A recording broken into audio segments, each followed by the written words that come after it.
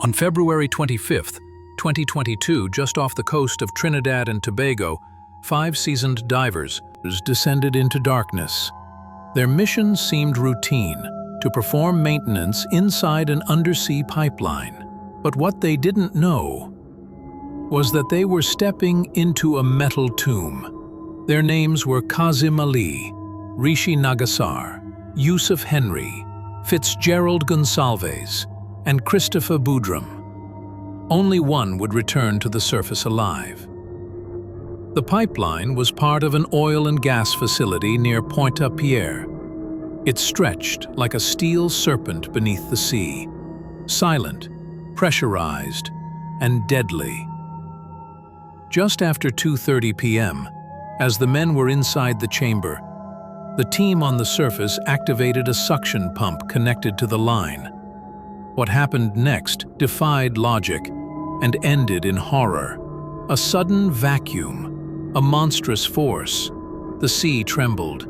The divers were sucked into the pipeline, violently, like rag dolls into the jaws of a machine. In second, all 5 were gone, pulled more than 100 feet into the narrow, pitch-black pipe, only 30 inches wide. A nightmare, with no light, no sound, and barely enough room to breathe.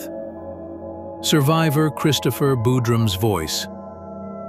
I could feel my body twisting, scraping against the metal. It was like being swallowed alive.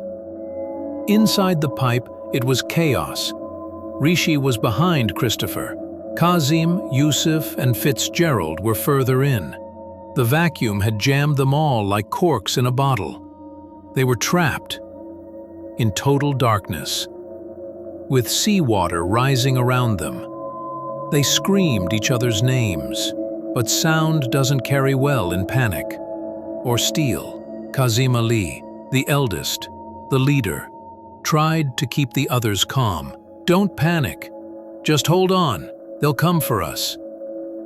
But as minutes passed, panic replaced hope. The water kept rising. Breathing became agony. Yusuf Henry cried out for his mother. Fitzgerald began to pray. Rishi sobbed, not out of weakness, but out of despair. They all knew rescue might not come. Christopher, near the entrance of the pipe, found a small pocket of air, barely enough to breathe. He pressed his face against the cold pipe wall, trembling. Behind him, he could feel the weight of the others. They tried to reposition, but every movement caused excruciating pain. The pipes sliced into their suits. Blood mingled with salt water. They were slowly drowning, alive. In the darkness, time stopped. An hour passed. Then 2 hours and still no rescue. Kazim stopped answering. His voice faded first. Then Yusuf, silent. Fitzgerald, still. Rishi held on the longest. But eventually even he grew quiet. Only Christopher remained, crushed by the guilt of survival. He whispered their names over and over, begging them to answer.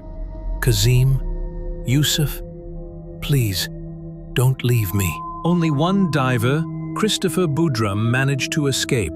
He forced himself to crawl up back to the surface. Even though the width of the pipeline is only 30 inches wide, he surfaced, gasping, panicked, screaming. They're alive! They're inside! Help them! Christopher pleaded for a rescue, but Paria halted all attempts. They said it was too risky, so the 4 men stayed inside. For nearly 30 hours, in the dark, running out of air, waiting for help that never came. Outside, families cried, wives, children, brothers, begging for someone to go in. They could still hear voices in the pipe, but officials stood down. The clock ran out. An investigation followed, but no answer could undo the tragedy. No excuse could ease the pain. 5 men went into the deep. Only one returned, to tell the world what they heard and how the others were left behind. Meanwhile, on the surface, the crew had realized the horror of what happened. Divers were sent to investigate, but it was too late. It took over 5 hours to reach them. By the time rescue divers cracked open the pipe, 4 bodies floated lifeless in the darkness. Christopher was the only one breathing, his eyes bloodshot, his body broken, his spirit shattered. He was pulled from the pipe, weeping, not from relief, but from unbearable grief. He lived, but part of him never left that pipe. And every night since, he said he dreams of the others, still trapped, still calling. The pipeline has since been inspected, cleaned, declared safe. But locals say at night, if you're quiet, you can hear 5 voices in the waves. Rishi, Yusuf, Kazim, Fitzgerald, and Christopher's own cries, joining them. This wasn't just an accident, it was a descent into mechanical hell, and the sea never forgets. In memory of the Paria divers, let their story echo. Let their silence speak louder than excuses, because silence should never be the end. Like, share, and subscribe to honor their story.